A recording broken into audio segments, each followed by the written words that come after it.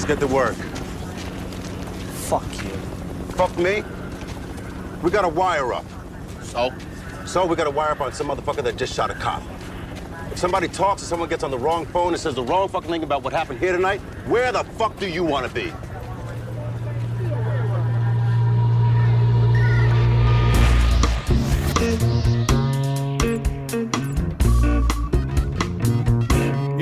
Alex Cottrell and Toby Huntingford present Caught on the Wire.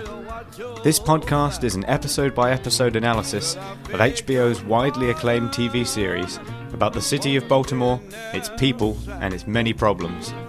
Find more information about the show and all the episodes online at caughtonthewire.wordpress.com.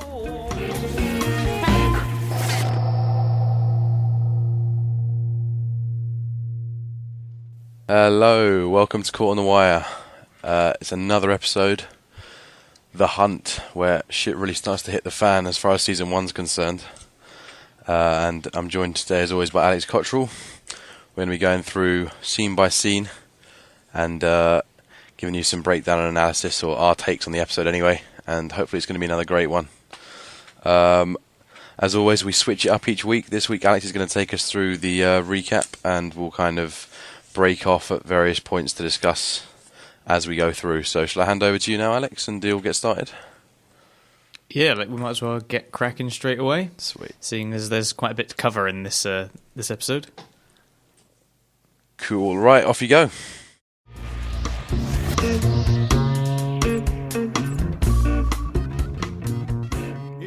Okay, so we start off more or less where we ended up in the previous episode at the crime scene. And Rules and Landsman are overseeing the shooting's crime scene, with the Major ordering all non-homicide personnel off the site, and then turning the signs that were switched by the Hoppers back to their proper orientation. Later on, Rules spots McNulty alone and takes him to his car. And meanwhile, Bunk scopes some footprints, and Freeman gives the other detail members a good reason to stop moping. So that's kind of the crime scene at the start of the episode. Yeah, what an opening.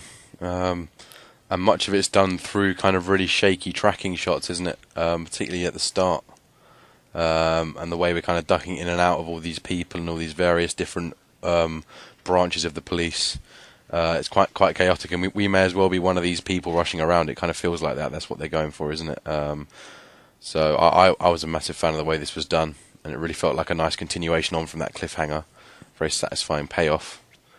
And it's also nice that in the when we were talking about the previous episode, we were saying how we hadn't seen much of Rules and Landsman. Dramatic the fact that they really do. They come back straight away and with such a bang, especially Rules. He kind of really owns this first scene. Definitely, yeah. And then, of course, even Landsman pulls it out the bag, because it's the first time we've really seen him doing police work out the office. And he's still capable of it, clearly.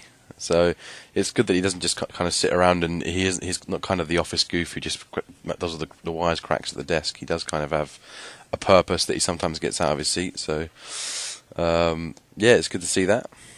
And it's nice to see Rules have this... we kind of see him have a slightly more developed relationship with McNulty as well. I think before it was all very based around the fact that he doesn't like McNulty, and that much is clear.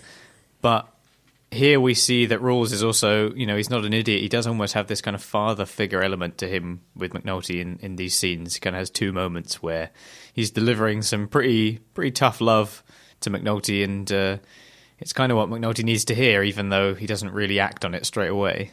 Yeah, definitely. I mean, it's perhaps gives us an idea of what Rules was back, perhaps a while ago when he was not so career focused, and he was probably a very skilled policeman. He's clearly a very, very clever man who's clearly perhaps got his priorities a bit on the wrong side of the tracks. But it's really nice kind of strange contrast with him and McNulty, and the way he kind of berates him whilst being very, very sympathetic at the same time. He completely nails it. So the botched operation kind of brings out the best in him, in a way. And there was a couple of nice callbacks to other points in the season as well. We had I think we have the "You Are a Gaping Arsehole," which goes straight back to our first scene with Rules. And then we both know this. Yeah, it's a fantastic Rules line that really does kind of define him. And then the idea of the whole "it's not on you." I mean, we've heard the gangsters saying this throughout the season, but even the cops are now, mirroring that sentiment with the idea that, well, you can't really define who's responsible for this right here, but whatever you think, it's not on you, McNulty. So, again, two kind of nice callbacks that we're getting there from Rules. And McNulty also delivers his catchphrase to Rules as well, but in a very, very different manner as we've seen so far. It's like a lot more of a whimper. Yeah. Than a sort of comedic outburst. It feels very earned when he uses it in this sense, definitely. But it also, I don't know, it's not really certain what McNulty is referring to, because in all the other examples, he kind of did something. Whereas in this example, it really kind of isn't on him. Like, it really isn't entirely certain what it is that he's punishing himself for. I was here. struggling to see where his accountability came from, particularly because it wasn't his idea. Well, unless he did arrange this whole idea. We didn't see who arranged it, did we? It sort of looked like Daniels' hatched the plan. Under Burrell's, Burrell said, you've got to come up with something. And Daniels possibly hatched this plan. We didn't see who hatched it, but it did feel strange that McNulty felt so accountable for it. It didn't feel quite like him. And we understand that he's kind of got this martyr complex. But and obviously it really comes out in this episode. But like you say, we haven't seen any of the planning. We haven't seen kind of what McNulty's role is in making it happen. So, like I say, when he comes out with this catchphrase, although it is pleasant to see the style of it and its delivery to be really turned on its head from previous examples, it also feels a lot more detached in terms of why it is there, why he is saying it. I guess the other thing is, though, because McNulty is the egomaniac, because everything is about him in some ways, the death is also on him. And then even something totally unrelated is still somehow about him. Yeah, I think that perhaps what they're going for. And there's also just the whole root of the cause. He feels that he's the reason the whole Barksdale detail's here in the first place, which he is. And, it feels like it's his baby, it's his creation. Therefore, whatever happens within it kind of is on him. So that could be two ways of justifying the McNulty kind of guilt. But yeah, it's a strange turn for McNulty, and a quite nice one, because he manages to play this guilt very, very well, spewing up in the bin and all sorts. So you saying that he treats the Barksdale kind of operation as his baby kind of reminds me of when he says to Stringer much later on about how he says, yeah, I had such fucking hopes for us. Yeah. That kind of does make it sound like a kind of, this big relationship. Yeah. That's the real, Sean McNulty, the detail. And he clearly didn't parent that one right either. So, yeah, that is true. Arguably a better parent than with his actual kids, though. Definitely. Still irresponsible, but certainly more at least dedicated. Kind of successful. Yeah. So overall good opening, I guess. Very, very an excellent opening, yeah. Very urgent, and this sense of urgency kind of continues throughout the whole episode, instantly established with this opening. And it's very hectic. It kind of, especially when the fact that we've come straight from that very, like you say, very kind of urgent scene at the end of the last episode, and now we have that long shot that's kind of leading us around the crime scene. I just thought that was a brilliant opening. Yeah, fantastic. And then you get some other bookends, like Bunk finding the gun taped up, falling at the back of the seat. A perfect bookend with last episode where Kima tapes it up. And the DEA agent complaining about his money. Yeah, fuck your money. Which is really, really tasteless. Horrible, yeah. But I mean, he did, preface it with, I care deeply about the girl, but we need the money. It's just no one's seeing through that, unfortunately. I care deeply about the girl, but here is a statement that voids my previous one. It's like, as soon as you use the word "but," you have to kind of cancel what comes in front of it, isn't it? That's a popular way of putting it. Yeah. I apologise, but here is a reason why I don't have to apologise. Yeah. Perfect, isn't it? Never fails. Everyone still uses it. And the sign turning as well. Nice that it's great that the credits kind of opened with Rules kind of dramatically going up onto the box and switching the signs back round to the right way.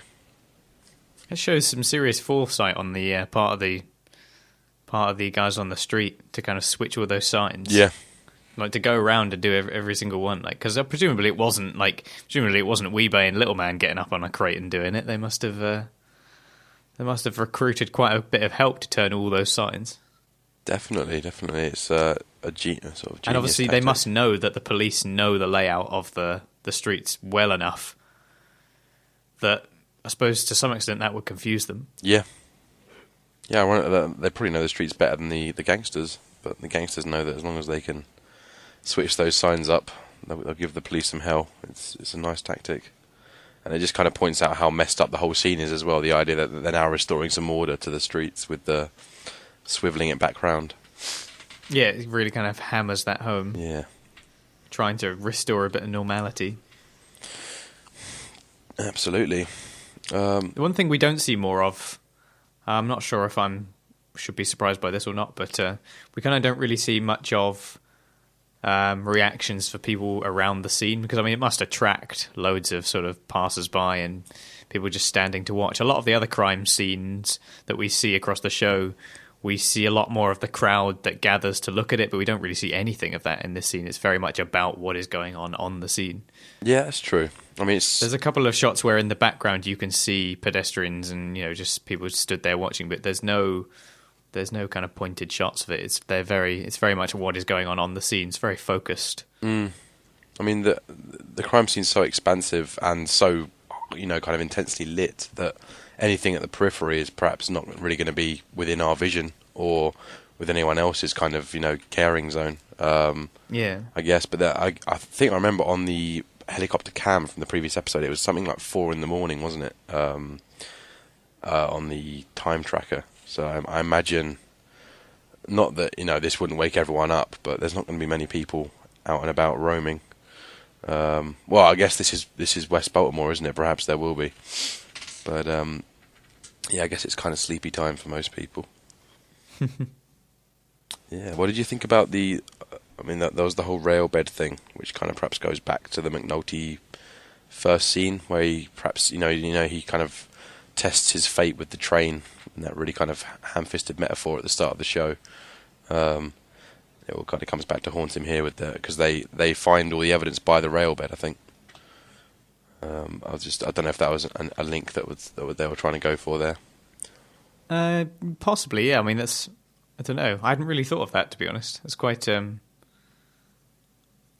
maybe a little tenuous, yeah. But I think it could be a potentially interesting link. I hadn't really thought of it about that. Yeah, I mean those rail tracks come back again and again, don't they, with McNulty and Bunk's drinking sessions? So I just wondered if there was a link there. I mean, as you say, it's quite tenuous, but I was just looking for some sort of something to grasp on with the scene.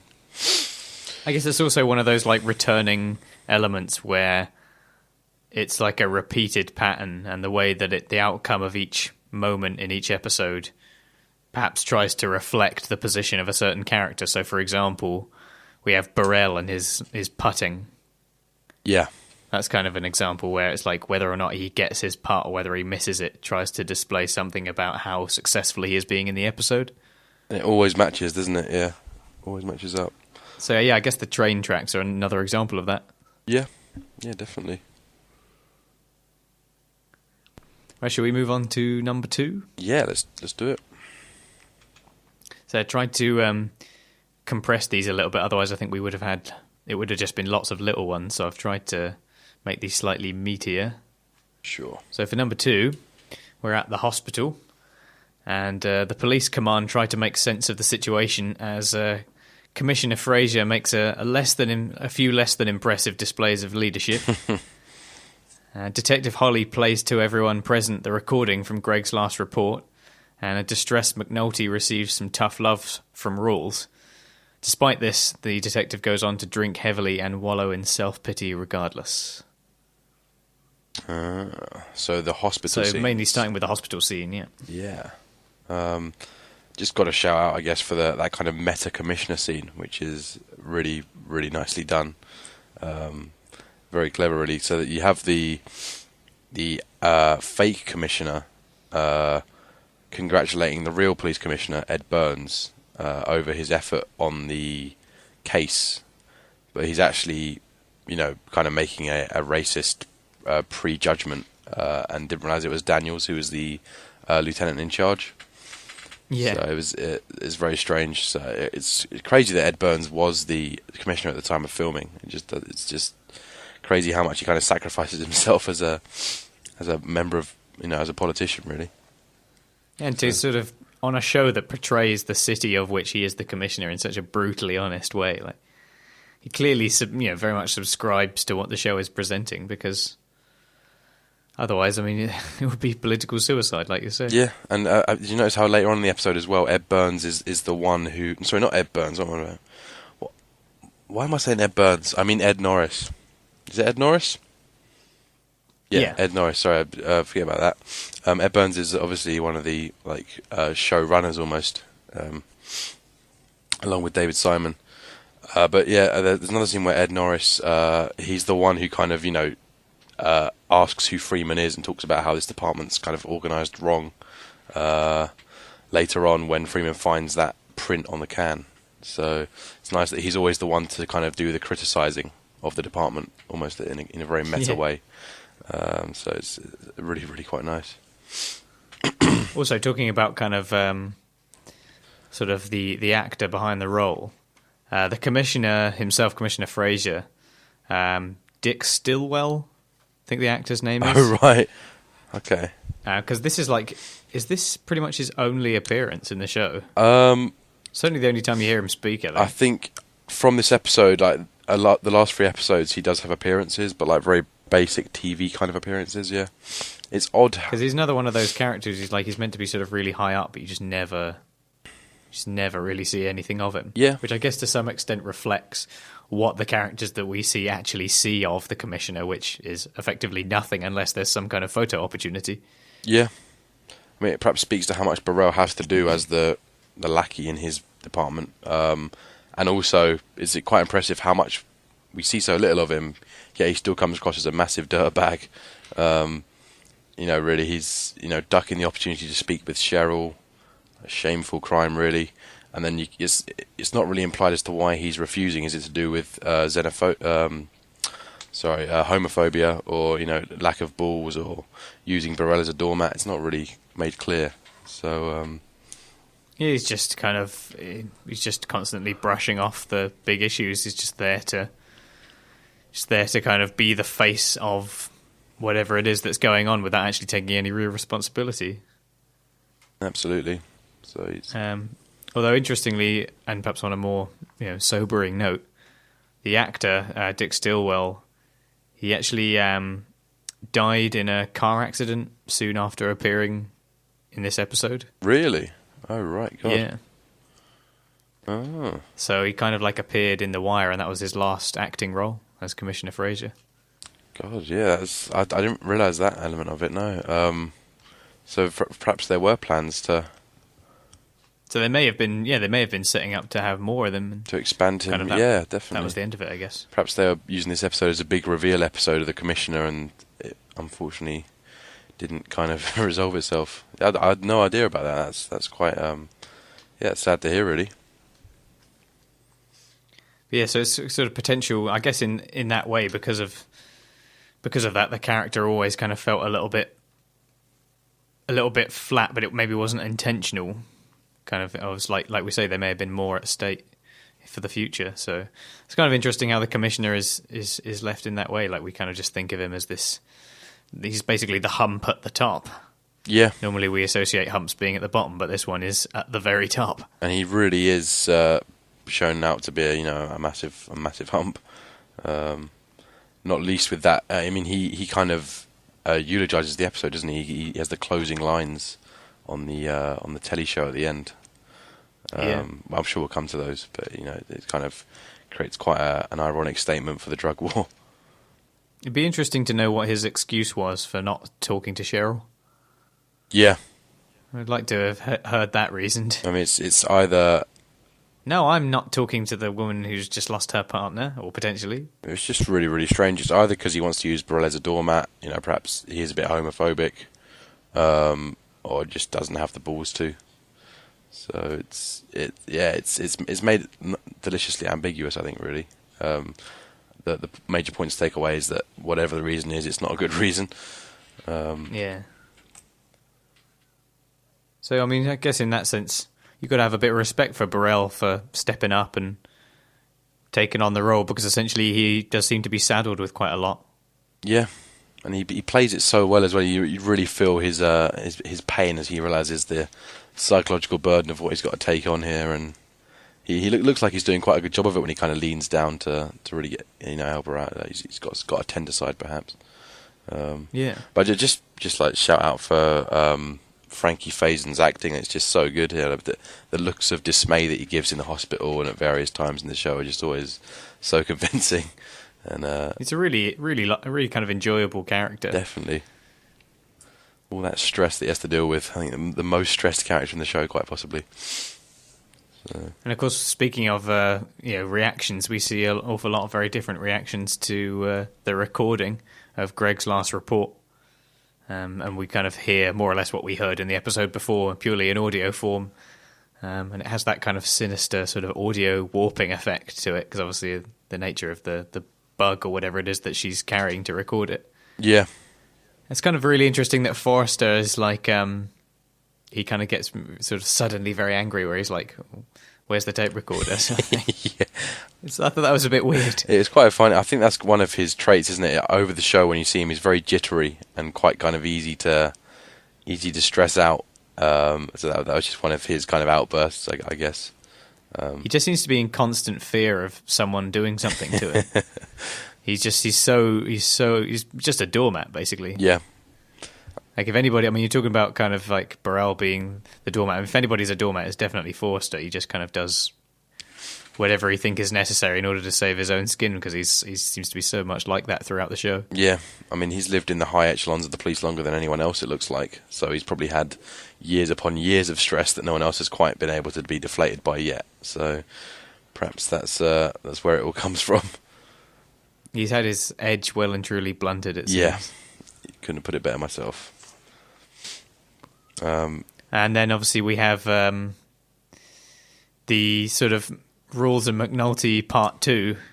He's kind of already given him a little bit of tough love, but he kind of gives him a little extra bit here in the hospital. I guess it's kind of more or less the same, really.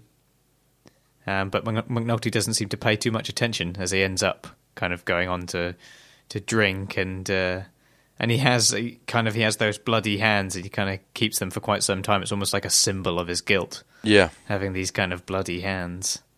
Yeah, absolutely. Yeah, and there's quite a.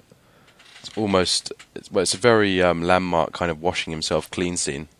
It's another one of those maybe a little bit on the nose kind of moments where like he's washing himself clean of the guilt. Yep, got it. It felt quite Breaking Bad, actually. I swear that Breaking Bad had like plenty of those scenes where you just get Walter White staring at himself in the mirror, washing off all these kind of bloody transgressions almost, and contemplating who he's become. Is that kind of idea? There's a lot of that in Breaking Bad. Yeah, and it felt like a little piece of Breaking Bad here in The Wire, and it was I am the danger. Exactly. So and then gradually starts his whiskey swigging during the day. And as we'll see later on, he is pepped up eventually, but we'll get to that bit. Yeah. So we should move on to next one. Just one more point while we're on these early bits. I thought it was odd that Carver. Is the bit where Carver goes to speak to Cheryl? Have we got to that yet, or is that going to come in a separate one? We can cover that now. We can cover that now.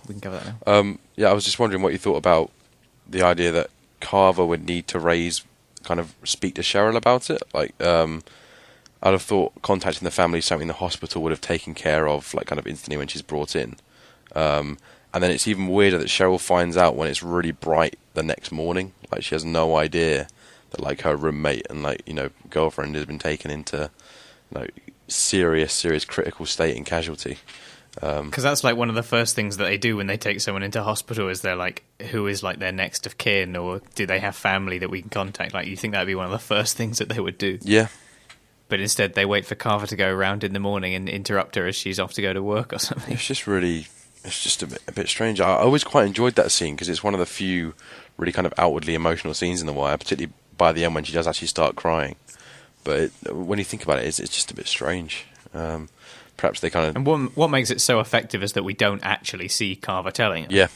Like, the actual purpose of the scene is never actually shown, which is really nice. We just kind of see the reactions and we see it play out in their heads. We don't actually need it to be presented to us, which is brilliant. But the actual logic behind that happening is, I agree, a little bit skewed. Definitely. Because it's very clearly daytime, isn't it? Yeah, it's absolutely like she's like late for work, isn't she? It's clearly like 10 a.m. or 9 a.m. It's clearly hours after the incident. But as you say, it was really nice because they waited just until she'd clocked on as to what had happened to cut away. Like, you could see her face going through all the motions as she, tried to work out what Carver was going to say. It's almost just before her face sort of, creased up into this, almost into a cry that we sort of break away, and it makes it so much more powerful because everything's kind of left to the imagination.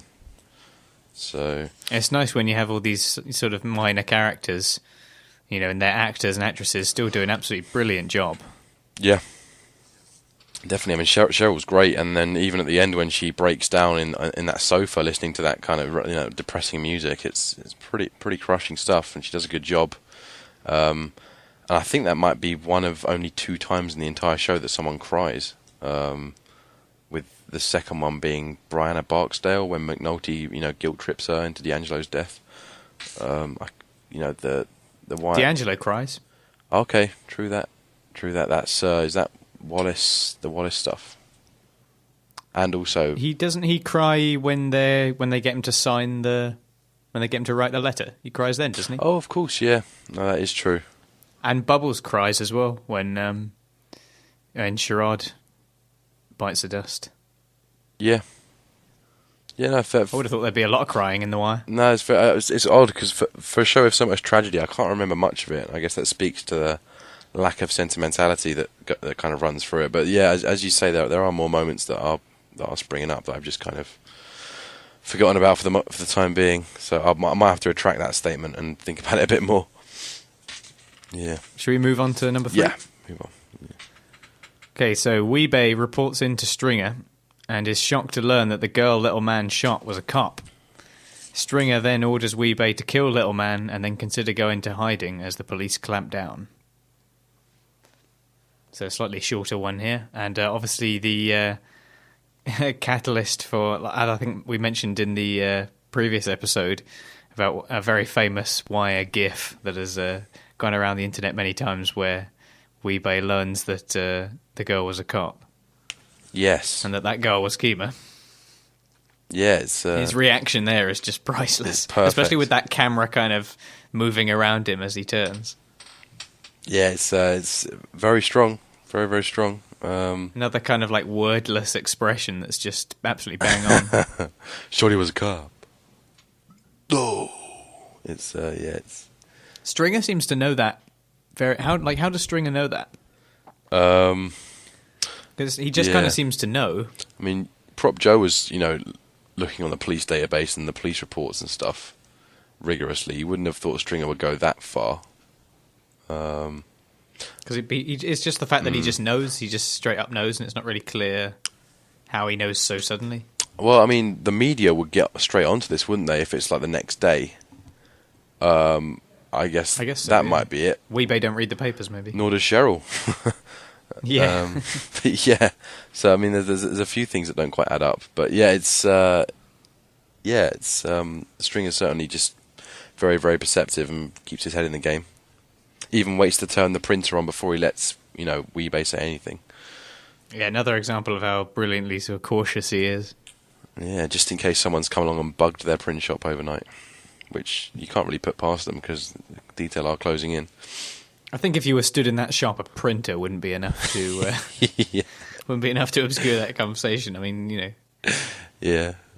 I don't know. All I can hear is pages coming out of a printer. I can't hear anything. They were going for a nice whisper, so you like to think that maybe they did dampen it a bit. But yeah, it seems like quite a poor attempt at masking. Oh, it's just Stringer being anal, I guess. Definitely. And I guess we also see here the first disposal they have to make as a crew. Little Man gotta go. Yeah, it's very kind of cold, isn't it? It's just, right, that's it. He's got to go. Like, we don't even see it happen. Yeah. And, they make it out that little man has a history of bugging, as they call it. Is it bucking? I think it might be bucking.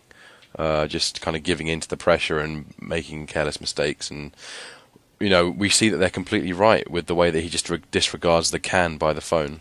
Yeah. With a bit of fizz left in it. And, it's as much as it's painful to hear them talk about this in such, kind of clinical terms, it makes sense, completely makes sense from their point of view. Can't be dealing with anyone making those kind of casual errors. Yeah. That sort of thing will be the downfall. And obviously in this example, it's a mixture of that and Freeman's sort of, almost implausibly brilliant detective work that, really slots in another case. Yeah, absolutely.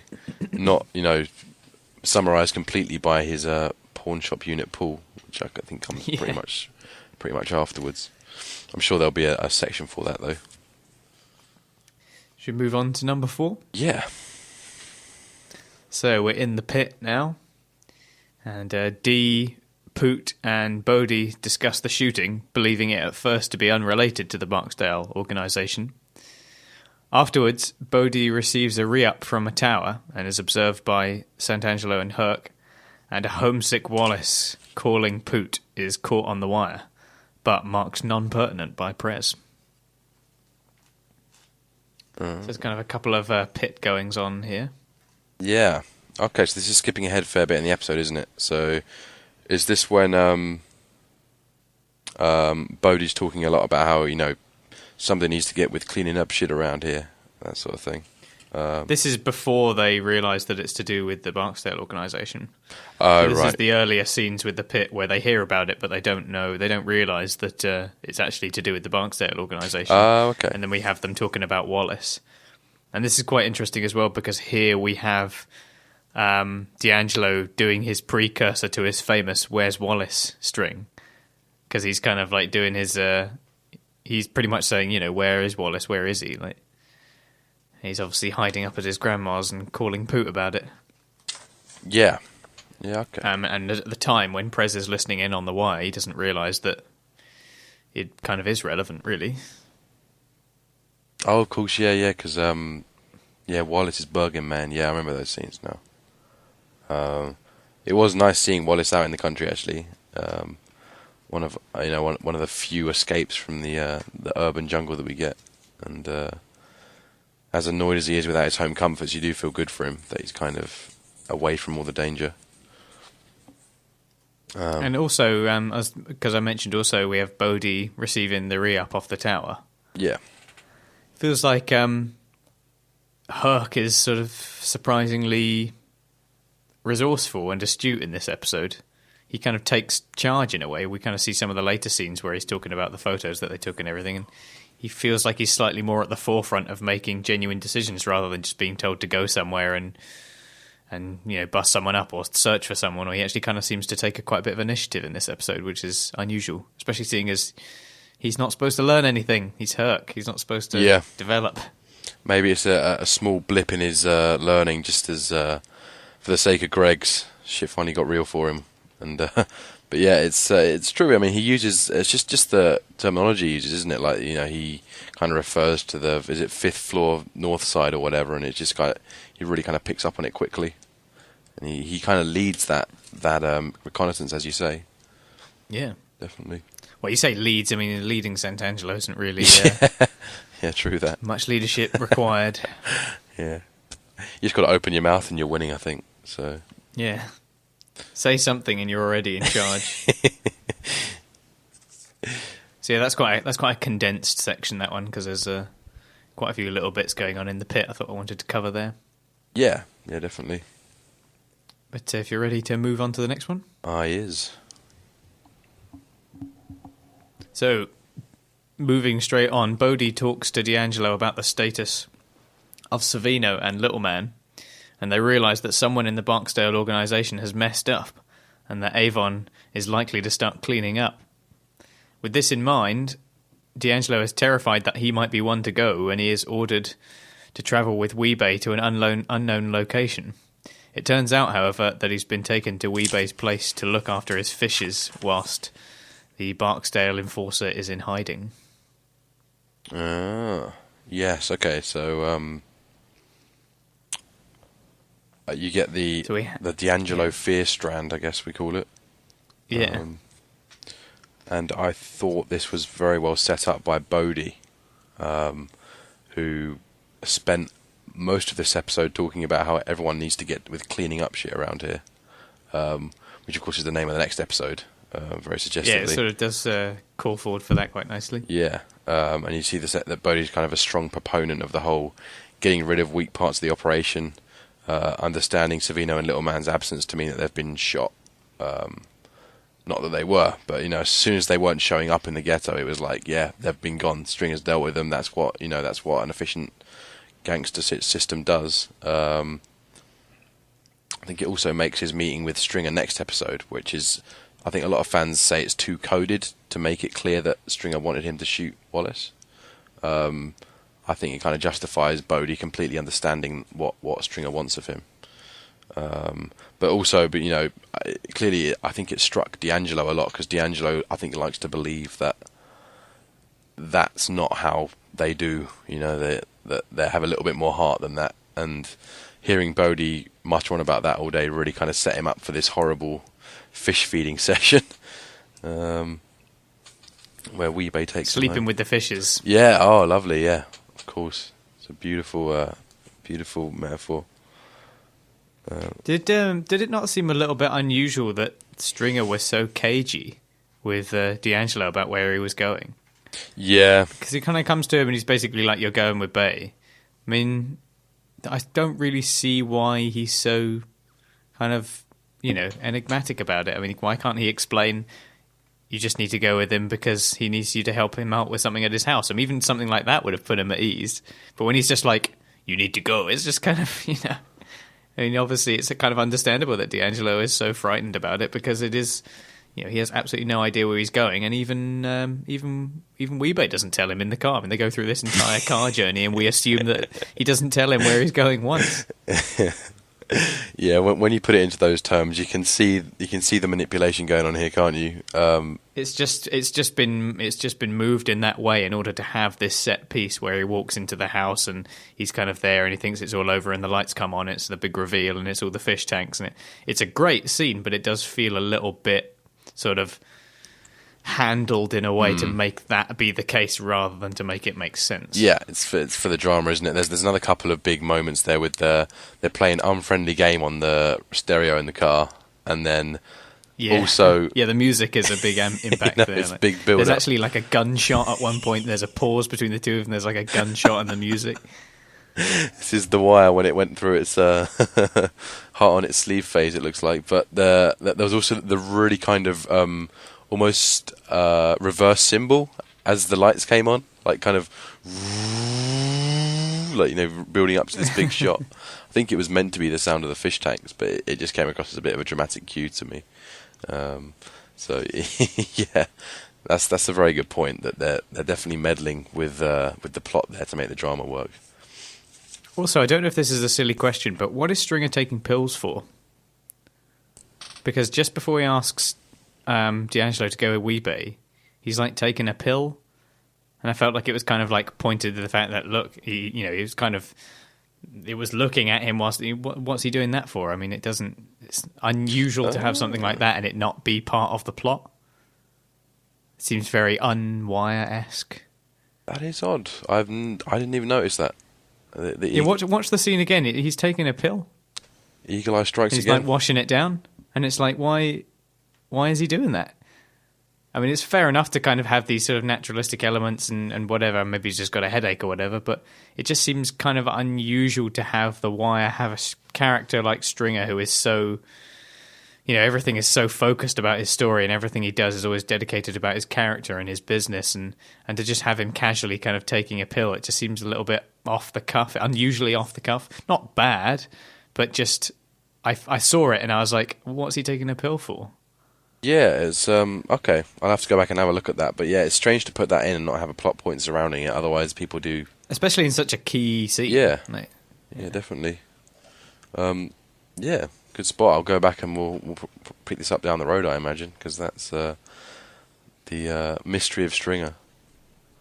And then I guess with the fish as well, you get that they're perhaps the most replaceable pets. Sorry for anyone who loves fish out there, but it's a nice speaking to the nature of the game that he's got all these tropical fish, but they're ultimately replaceable. He likes them for his colours. So it's got a strange humanizing of Weebay as well.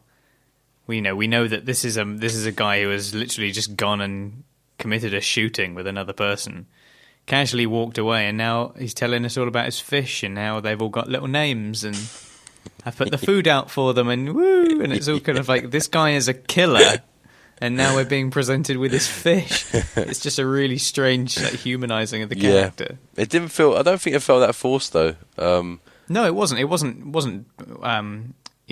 wasn't shoehorned in. I don't think. I think it's because that they keep bringing the fish back. If it was just this scene, it would perhaps feel a little bit kind of gimmicky. But it's kind of a thing with Weebay, and you fuck with my fish, man, because he had to get the plastic motor fish, didn't he, when he went to prison? And he kept asking, what's his wife called, Delonda, to keep feeding the fish, while he was away in season 4. So they do keep coming back. So yeah, they're kind of like a point of reference for the fact that Weebay isn't totally without his little crutches, little foibles. Ain't no Partlow, yeah. Cool. Yeah, you can't imagine Chris Partlow having fish, can you? No. There's no fun with the Stanfields. It's maybe Snoop has like a guinea pig or something that we don't know about. Just to mutilate. I don't know. Jesus, yeah. That's dark. It's dark, but I can't really imagine anything else coming out of the Stanfields, to be honest. Yeah. Okay. So that's on to the next strand. One. So number 6. As warrants on Savino's known locations are served, and the wire goes very quiet, Prez and Freeman reevaluate and manage to identify Weebay as the one calling Stringer after the incident. Freeman gathers a team to the payphone he used and pulls Little Man's fingerprint off a discarded soda can, something he later presents to a homicide squad meeting on the evidence collected so far. This is another he gets to bring out his pawn shop unit line. Yes, of course, yeah. Pawn shop unit. But like I've said before, this is a really miraculous piece of detective work to kind of dust the can, and the fact that it's still there. Yeah. And the fact you think that I don't know about you, but litter tends to not stay in one location. Yeah, true that. I mean, it tends to like blow around in the wind, and especially something as light as an aluminium can would be disturbed very easily. So the fact that it's still very neatly right next to the payphone, again, is another little moment where they're just playing with it to have that moment rather than to have it make perfect sense. It's one of those... Which is fair to say, I think, is quite uncharacteristic of The Wire. Yeah, it's perhaps the one detective moment for Freeman where it's more about the lack of care that the criminal takes rather than the, amassing of skill that Freeman has. It was completely kind of given to him on a plate, that pull. With Little Man just very, very clearly dropping it down, and the show making a big deal of him dropping it down. Not that Freeman would have you believe that, because he has his sort of like overplayed modesty towards it. Like, it verges on the arrogance, doesn't it, really? But you do feel really happy for him that a couple of the bigwigs are starting to notice who he is. Including... Well, he's gonna let them know. Yeah. Let them know who we are. Yeah, of course, that comes back to haunt him later on. And Ed Norris is, of course, the one who asks him where he's been all these years. Being used by the show again. And also we have... and Prez obviously gets quite a good pull on this one, working out that 07 is Weebay on the pages. Yeah. So kind of both Prez and Freeman have their little moments where they make some quite important discoveries. Yeah, definitely. That further down the line lead to some pretty major case breakers. Absolutely. They've got their in-house unit set up for good now, haven't they? Freeman and Prez, the ultimate double bill, joined by Caroline later on as the translator, as the accents get thicker. Oh yeah. So yeah, it's great. It's nice that Prez has settled into his niche now. He kind of has his role there. Does it maybe seem like, because we see Landsman's reaction when Freeman does his pawn shop unit line, it seems like there's more to it than is immediately apparent there. Like maybe, I don't know if Landsman is somewhat related or knows about the fact that Freeman was, we know that Freeman was sort of exiled to the pawn shop unit for doing, as he puts it, police work. Yeah. But I think there's understandably maybe a little bit of guilt to do with that, because you're putting someone who was a very skilled detective down somewhere where there's of little to no importance whatsoever, and it's only in this detail that he's been given a chance to actually do something. And who knows what other cases he could have cracked if he'd been put into a position of value. You certainly get the impression that Landsman hasn't been anywhere in a while. Like he's been in that role, for how many ever years, and he probably was in on the sting to bust Freeman back in the day. It's nice that look is there. It's a nice knowing glance. I say Freeman doesn't look like he's been anywhere. I can't imagine what gave you that impression. Oh, did I say Freeman? I mean Landsman, sorry. Yeah. I was going to say, Landsman, I can't imagine what gave you that impression about Landsman not going anywhere. The show is certainly hammering that point home, I guess. Yeah. So yeah, that was the pool. I guess with the raids, the actual hunt, the titular hunt begins. Which is nice, and of course the other side of the law go out on their hunt this episode as well. It really is one of the few episodes that kind of has a clear episodic theme. It's not just kind of a hodgepodge of plot forwarding, and it's got the kind of the perfect title for that. And it's got all the urgency that goes with it and the scramble. So yeah, it's a really, really nice episode that feels really cohesive, I find. We also have a little interesting moment because there's that scene where they start actioning the warrants on Savino's locations, and there's that scene where there's quite a sort of point of dialogue between two characters that we don't know at all, which is quite unusual. Oh, we're looking for Savino. Yeah. That guy, he's my baby. That's it. Yeah, that guy, the SWAT guy, he appears like 3 or 4 more times in the show, and I think in the last couple of appearances he's climbed beyond the SWAT, and he's like a more senior officer. Oh, which right. is pretty cool. I mean, he's definitely around in season 2 as a SWAT officer as well. So, I mean, if either of those characters have names, I don't know them. No, I mean, I don't think the woman's ever seen again Savino's mama or whatever she be. But yeah, it's that SWAT guy comes back, which is great. There's so many little mini arcs, like people like Marvin and stuff like that we saw. So yeah, it's great, good stuff. On to the next one. Yeah. So this is our Bubbles strand. So oblivious to her status, Bubbles pages Greg's, and the call is caught by Detective Holly, who then orders him to be picked up and brought back to the station from the payphone that he called her from. The detective assumes he is a suspect and begins beating on him when Bubs doesn't understand, and Landsman is forced to intervene. At Bubbles' request, McNulty arrives to tell him what has happened to Greg's.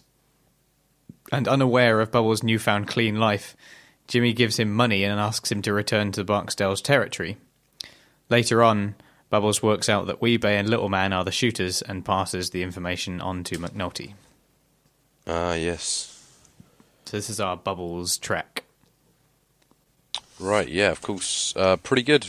Another interesting arc for Bubbles this time round. Did you think the whole Vernon Holly thing was way overdone, way too violent, way kind of... Yeah, it was a bit kind of like, why? Like, why?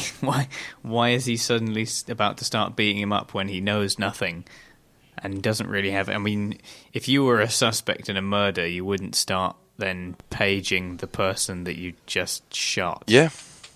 Yes. Would you? Why do they think he and Bo? A suspect would be the last person to call up the person who got shot. Well, it is just strange, isn't it? And he's sort of manhandled back to the station, and it's not a good day for Bubbles, really. For me, this felt like another part, another strand of the show trying to be dramatic for the sake of it. And it's almost as if David Simon said, well, there's lots of beating up going on with the criminals. Why don't we make some beat up go on with the cops just to kind of balance out the scales a little bit more? And we'll just have Vern and Holly beat on Bubs for no apparent reason. That's kind of what I thought about it anyway, is that it was just nonsensical, really, very badly judged. It doesn't really add much to the plot other than make Holly seem unlikable. Yeah. And, I mean, Holly's never likable. And he just kind of gets away with it as well. Yeah. He's basically just like, things got out of hand. And they're like, okay. Yeah. Yeah, it's strange. There's a nice scene where Bunk calls up McNulty and like regretfully explains how Holly ran wild on Bubs, and then you immediately follow that with the Avon scene where he screams his remorse over the cop shooting with Stringer, as one of those nice transition scenes where you get the two sides of the law, kind of getting angry with the guilt. Yeah. And it kind of perhaps comments on the theme of this episode more than anything else, that for both sides of the law, the hunt is really on, and they're both, trying to catch each other. It's also back with Bubbles. It's also nice that obviously McNulty has no idea that he's trying to get clean and gives him the money. And to Bubbles' credit, he manages to show some restraint. And later on, we show him sort of unfurling that banknote, and the fact that he hasn't spent it. He hasn't quite gone down that road just yet. Yeah, it's. He wants to give him his money back. We can kind of see that. He tries to sort of give it back to him, but he doesn't really get the chance because McNulty is already rushing off to deal with the raids. Yeah, sod's law. I mean, McNulty makes all the perfect detective choices in that room, in the interrogation with Bubs, but all the wrong choices in keeping him on the straight and narrow, as you say. And, giving him, a token $20 is like the worst thing he could have possibly done. Yeah. It's also, we were saying earlier about how kind of McNulty has his revitalization. I mean, this is kind of it, really. I think having to describe it to Bubbles kind of forces a little bit more perspective on McNulty, and he seems to be pepped up a lot more from that scene onwards. Yeah, doesn't seem to be moping quite as much. Yeah, he's back. He's finally back on the hunt. He's had his little grief stage, especially after that bit where Daniels kind of has his "do your job." Yeah. That is really overdrawn, isn't it, that line? Yeah. Daniels has some strange... It does feel like he said it in kind of... He was directed to say it in as low and as foreboding tone as possible, please. Mr. Reddick, can we have you say that as in as low as tone as possible? But he kind of overestimated how low... He has a low voice, but it's not that low. So it just comes out as kind of this sort of... You kind of really hear his vocal cords slapping together, like, do your job. Yeah. Oh dear, Daniels does have some funny linguistic ways, doesn't he? It's always entertaining to listen to. He's just really going for that evil angle and completely nailed it in the most cheesy way possible. So, to give it to him. It's also another interesting element of this with Bubbles is obviously he kind of passes on the information to McNulty about Weebay and Little Man being the shooters. But then when McNulty calls, is it Bunk he calls about it? He says, it's Weebay and Little Man are shooter 1, shooter 2, I feel it. But he doesn't feel it, he got the information from Bubbles. Well, Bubbles found out that they weren't in town, which proves nothing, but gives a good insight to anyone, who wants to investigate it. And they were absolutely right. I mean, they had the right inkling, but just not enough proof. It took them 2 days to work out that it was Weebay and Little Man. Yeah.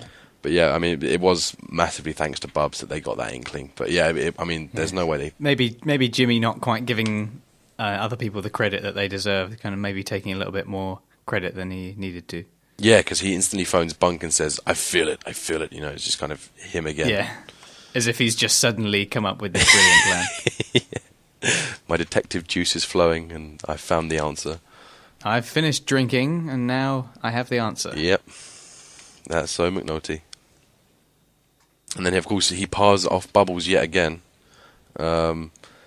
Prez is going to give him Prez gives him a ride away from the raid. That's it, to just drop him off in the ghetto again. Yeah. And he probably doesn't know Prez well enough to ask him for some help or whatever. So I would have liked to have seen that car conversation. Yeah. Prez isn't too great with the words, is he? Yeah, there's another scene that tragically we missed out on. Deleted scene potential. Right, on to the next one? Yeah. So, McNulty and Perlman confront Levy to get Savino handed over. However, McNulty's use of threats and uncouth behaviour irritate a career-conscious Rhonda. Levy does bring Savino in for a proffer, but manages to twist the situation so that he will only be charged for distributing fake narcotics. This is another I Love Levy selection of scenes. Yeah. Because he's just so damn good.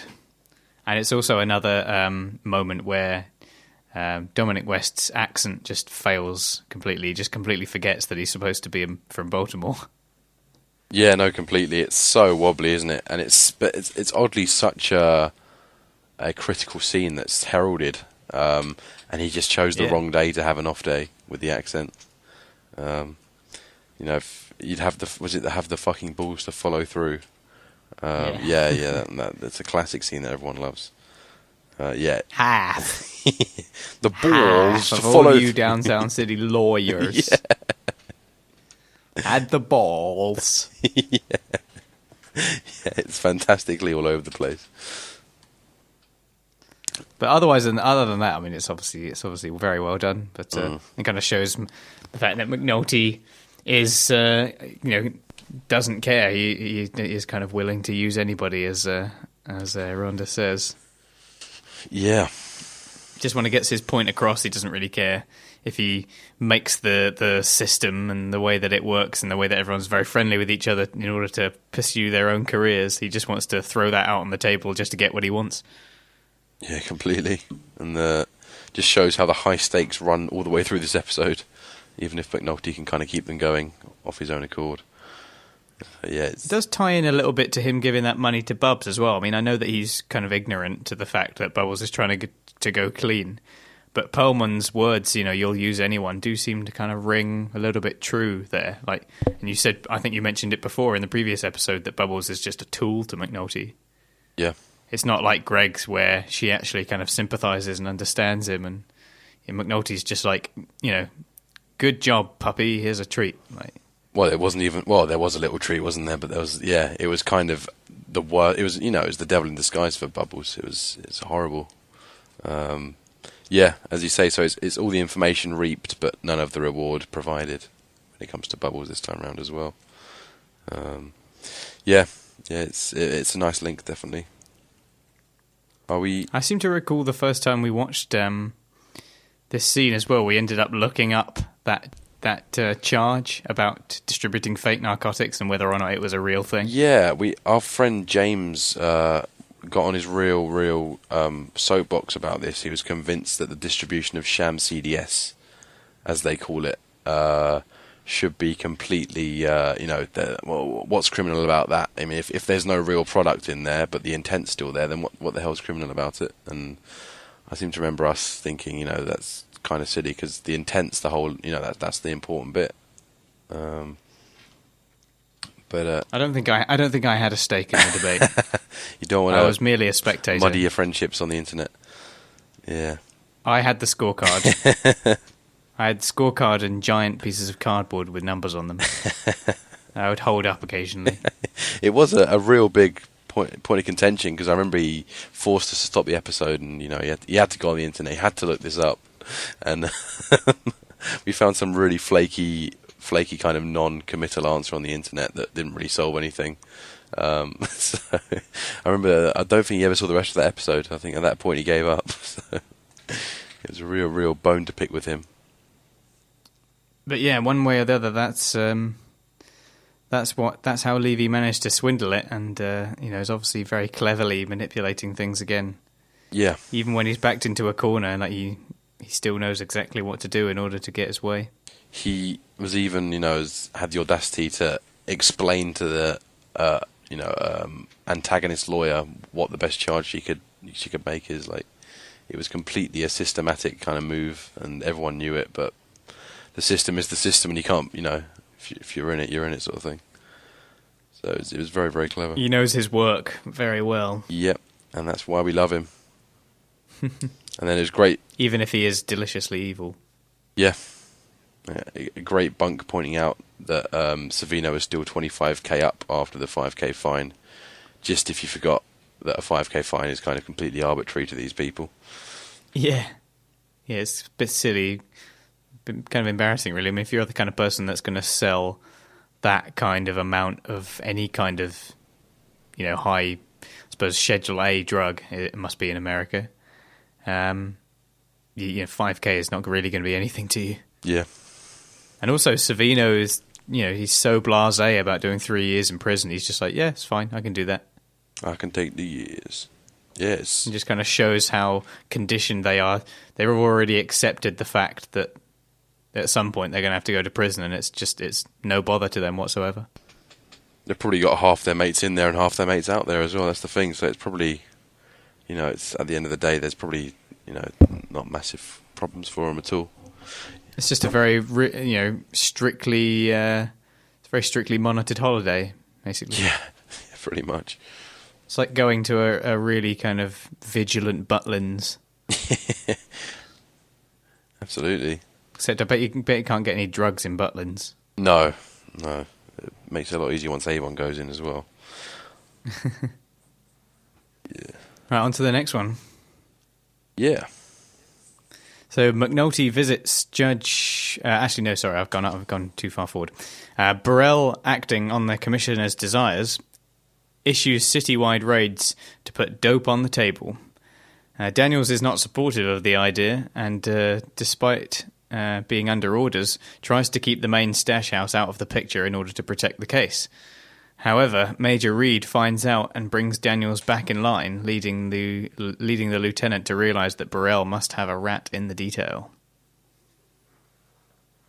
And we find out who that is further on, of course. Yeah.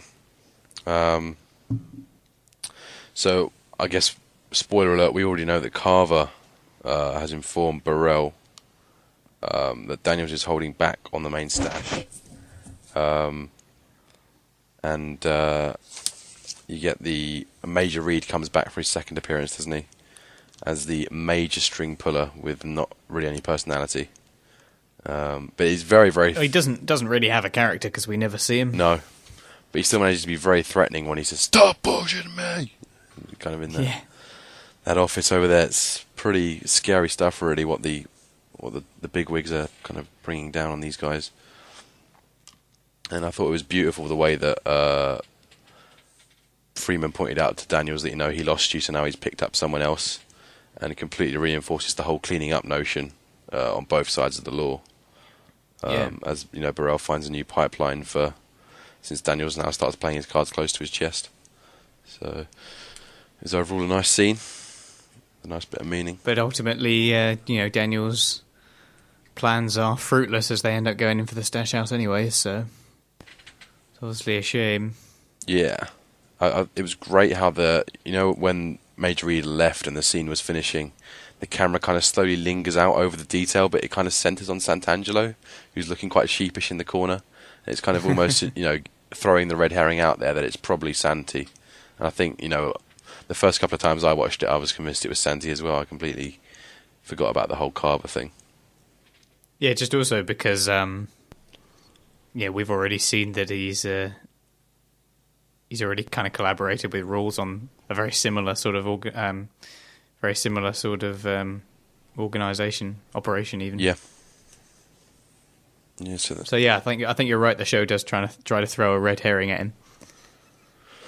Sweet. And the next one then. Yeah. So, the one that I nearly said before, McNulty visits Judge Phelan at a campaign fundraiser and asks him for help keeping Burrell off the case of the detail. Phelan declines to cooperate as his place on the electoral ticket and reputation amongst other politicians would be at risk. An embittered Jimmy leaves empty-handed. So this is pretty much just one scene. And we just see that Phelan's obviously managed to get himself back in favour. Although, again, I feel like a lot of this political element about being on the ticket and whatnot is not explained in great detail. So even now, after seeing it for the fifth or sixth time or whatever, I still don't feel entirely clued up on what it is that what he did to get off the ticket and what he's done to get back on the ticket and exactly what the ticket is. Yeah, it's weird, isn't it? It's clearly judge elections or whatever, and he claims that he was the victim of departmental racial politics where, that they needed more black faces and it was nothing to do with Jimmy. But the way he says it doesn't feel very sincere. It feels like he's kind of inventing a story. So it's as you say, it's very ambiguous. And it's a very kind of smoke and mirrors element of politics that it's never really 100% fully described, which I guess to some extent follows the nature of that kind of political gaming anyway, because nobody really sees exactly what's going on unless you're one of the people involved in it. So I guess it tries to play its cards quite close to its chest there, but to some extent it also makes the scenes like that a little bit more confusing. Yeah, I didn't mind it really. It felt kind of like I didn't really, it was understanding it was kind of too big an ordeal to begin with, so I kind of take it at face value almost. But yeah, that's pretty much just the one scene. So we'll move on. Yeah. And this is our last one now. So during the citywide raids, large amounts of drugs, guns, and money are seized. Herc and Carver, part of one operation, take a share of the cash they find for themselves. And eventually, the haul from the raids are later put on show at a press conference, where the commissioner gives a speech about the city police and their war on drugs. So this is kind of the defining thematic moment of the episode, really. Yes. Of course, so we, what's this? It's kind of the statement about the war on drugs, pretty much. Yes, and of course that's kind of, does this include the bit where Burrell kind of tells them to put some dope on the table? Yeah. Yeah, that's right, so that's kind of that. And then it's basically we have the big raids. Yeah. That follow that. Of course. Yeah, so we get your famous "Who the hell are we?" segment arriving. Well, we've actually already had that bit. We had that bit in the one before. That was in number 9, but we can talk about it here anyway. Oh right, and with like the Daniels and Burrell kind of antler locking again, as they always do each season. Yeah, okay. Yeah, no, there's not much to say about that really, but it's another kind of classic Burrell Daniels moment with a bit of forced jittery in the background. So yeah, we'll go with that, and I guess the actual raids themselves. Pretty cool. Another nice Herc and Carver money grab moment, which I completely forgot about. This time that was thought through and can't really be traced back to them, so it kind of made sense for them. And then I guess it all kind of culminates in that really, really kind of horribly poignant closing speech from Frazier. And very, very starkly kind of points out the divide between the details outlook on the drug war, or what has become their outlook, and the political and mainstream way of dealing with the drug war, kind of quite starkly as they all kind of watch the telly through gritted teeth. And also, just going back to what you're saying about Carver and Herc and Carver taking the money, it kind of completes the notion of Carver going on to be the next Daniels, as he also kind of takes snips off the money for himself, which, like we say, it's suggested that Daniels did that. Yeah. So it kind of completes his future transformation in a way. Yeah, so he has now done the Daniels dirty, so to speak. Despite, he contemplated it a few episodes ago, didn't he? But he was smart enough to know it wasn't worth it. And now he found a situation where it was to his advantage. I think there's one more with a Sobotka rip, isn't there, later on? But otherwise, then he begins his ascent out of the hole. So yeah, it's a nice callback. Yeah, this is basically just these closing scenes are just the episode highlighting the meaninglessness of all the sort of drug photo ops and the fact that putting all of these drugs on the table and presenting it in front of a load of press doesn't really prove anything at all. Yeah, but it gets people excited. Yeah, it makes people think that something is happening. Mm. It certainly sort of looks like they've captured a lot of drug dealers' real estate, whereas in actuality they're just not even close. They don't even really know what they're looking for. Yeah. And when they're presented with the opportunity to actually bring down the very things that cause these organisations to be successful, they pass up on the opportunity. You know, Burrell had his chance to actually make a difference, and he went for buy bust instead, and look what happened. Yeah, it was pretty kind of almost creepily foreboding the way the camera just sort of turned away from the telly as it was giving the speech, and then I think it ends up on the back in the wire room, and we hear that Wallace is on his way back to Baltimore. He's got on the bus whilst the crew are in cleaning up mode, so it's a pretty horrible foreshadowing, really, of our next episode. Yeah, and we have the final segue where it's like gone from the audio readout on the wire to the hospital readout in Greg's room. Yes, of course, yeah. And she's in the hospital, which is a really, really nice way to end the episode. Definitely, yeah. So it's kind of just the fact that everything in the episode is around this shooting, and we're just right at the very end, we're just reminded that whilst all of this is going on, Greg's is just in this hospital room, like, barely alive. And it's really kind of creepy, all those noises, like all the sort of machines keeping her alive and everything. It's really sort of unsettling. Yeah, definitely. And a triple whammy of sort of bad endings with Frasier's horrible speech, Wallace's return, and then with the final Greg's reminder, as you say. Yeah, it's pretty grim stuff, and it sets up a depressing but action-packed finish. So yeah, that's it. That's the recap, and that's the analysis for the episode.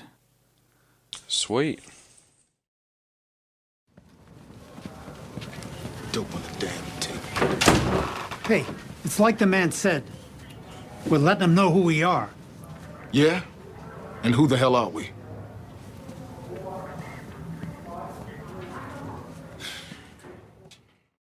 Let's move on to favourite scenes. Yeah, let's kick us off, Alex. So, I mean, it's the first scene is a pretty obvious example, just because I think anything related to that whole scene to do with the botched operation is just brilliant. Like everything related to that operation and its aftermath is just brilliantly directed, brilliantly acted. You really do feel like a spectator to all this chaos. So I think that's an obvious example. But again, I also just really, I mean, even though it's a really small moment, I do really like the moment between Cheryl and Carver, even if it is a little bit contrived. It is just a brilliant piece of acting from the pair of them, and I just really like the fact that, like I said before, you don't actually see the whole purpose of the scene never actually happens. You just see the kind of their reactions. You see what's going on in their minds and how that reflects upon their face, and I just think that's a really nice little scene. It shows what The Wire is capable of. You know, it doesn't always have to make grand statements through people saying all of these, big eulogizing statements about things that have always got to be quoted. I mean, you can't quote that scene because there's nothing quotable about it, but yet it's so memorable. Mm. Yeah, it's very, very underplayed acting, isn't it? It's beautiful. And I quite like the bookend for that scene as well, with the Cheryl breakdown with the marker pen. Yes, yeah, that's another really good moment. And I guess that marker pen perhaps almost foreshadows the writing desk space job that she'll end up being forced into. But it's kind of Cheryl's episode almost. It's Cheryl at the top of her game. Well, not as a character, but as an actress. Anyway, so yeah, I'd mirror that definitely. I think the stuff with Levy was particularly great. I mean, there's just so many good scenes. It'd be impossibly difficult to pick one, really. It's got to be the opening. It's got to be the opening. There's nothing else like it in The Wire, really. So we go for favourite character then. Yeah. I'm going to say I'm going to have to go for Rules in this one because he really just owns the opening of the episode. It's just a really kind of classic Rules moment where he kind of shows that he is a good policeman. He does actually care about people, and like I say, it almost brings out the best in him, that incident. And just because I really like Rules as well, so... Yeah, very fair. He was certainly what about one yourself? of my list. It's tricky stuff again. I was considering Rules. I put Weebay up there. I mean, Weebay, I think next episode might be a contender for him because he does a bit more there. But I think maybe McNulty comes back to the fold again, and it's an unusual one for him. With that, the guilt that he has to portray, and he does a very good job with it. And you do see a different side to him, and you see his ego kind of overtake him and make him feel all this horrible regret. So it's an interesting place for him. And then I'll put Levy down there as well as a kind of perhaps a third. I mean, it's horrible that I can't pick one. It's really against the rules, but... do sometimes wish we would see more of Levy. It would be much easier to pick him as a favourite character more often if sometimes he would show up for, his screen time is always very short. Exactly. I mean, there are some really good Levy scenes coming up, but I mean, the one that I'm thinking of in the courtroom is the episode where, D'Angelo gets killed, so I don't think he's quite going to take the crown there. So I might in fact put Levy at the top here just because I think Levy needs the recognition, and I'm not sure he's going to get it because as great as he is, he never gets enough time to really wrestle himself an episode. So I'll shove Levy on because he does fantastically well in these two meetings that he has. Someone needs to do a Levy supercut on YouTube. Yeah. All of Levy's scenes. Yeah, definitely. Actually, I think he might take the prize in the last episode. Quite possibly. I think that's possibly his best episode.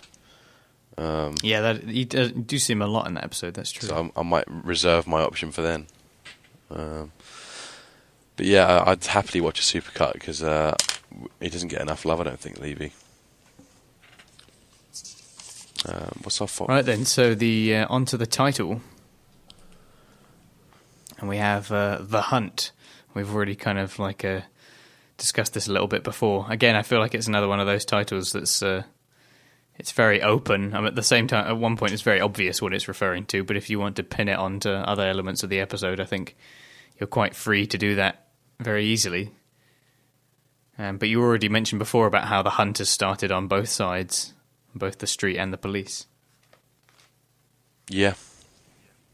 I felt this one was a lot more direct and focused than stuff like, say, Lessons and Game Day. But yeah, it's a really nice title. It completely sums up the whole theme of this episode.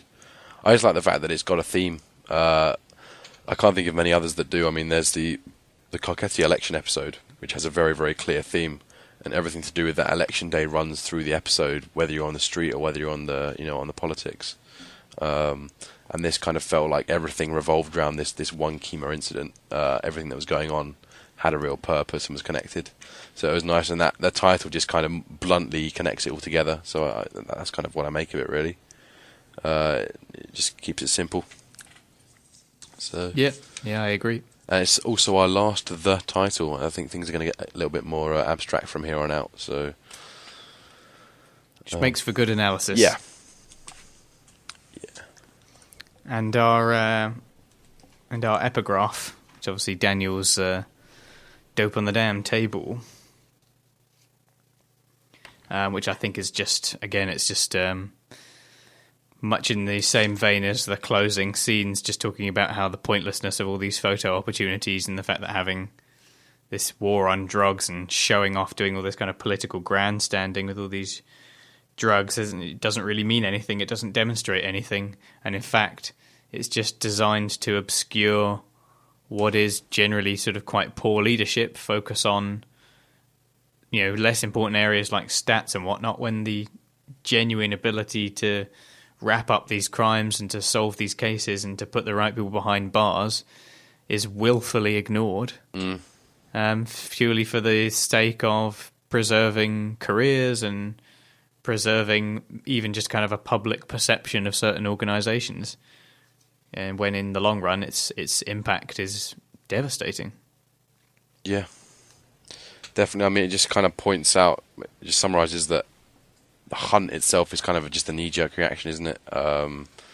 For for this one shooting, and that they will go and corrupt whatever cases they fancy if it suits them in looking good for the press. And yeah, it's just all encompassing of the way it corrupts the actual police work. The dope on the damn table just sitting there and dirtying everything up. It just seems so strange that the police force would go and do something.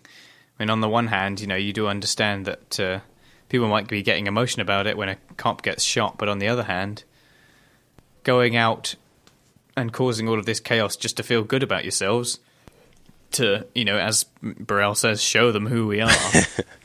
What does that really mean? And as Daniels rightly says, who the hell are we? I mean, we're supposed to be the police. We're supposed to be protecting people. We're supposed to be bringing people to justice. And instead, we're going on a big crusade because we want to beat our chests and show them, don't mess with us. And that's kind of not what the police are meant to be there for. Absolutely. So it does sum it up completely. It's a nice, as far as epigraphs go, it certainly kind of gets the theme, nails the theme down anyway. Yeah, absolutely. Right, so that's it for another episode. Thank you very much for joining us again this week. I think I'm right in saying that there's going to be no episode next week because you are away, Toby. Unfortunately so, yes. But we'll be resuming things for our final, double bill. I don't think it will be a double bill, but there's 2 episodes left in Season 1. We'll kick those things off in a couple of weeks. And we'll be moving on to Season 2 almost straight after, I imagine, right? Yeah, straight away. Why not? Let's do it. Okay. Mad to think that we've nearly come to the close of the season already. Yeah, so we've done 12 episodes, right? That's 20% of the whole show. It's not too bad, is it? Madness. Right, well, again, thanks for joining us, and keep up to date with all of the information, and you can download all of the episodes from caughtonthewire.wordpress.com, and you can get in touch on the site using the contact form or by emailing us at caughtonthewire@gmail.com, and we shall be taking another break for a week, but in 2 weeks' time, we hope to see you again. What you know about Baltimore? What you know about Baltimore? Baltimore. What you know about Baltimore? What you know about Baltimore?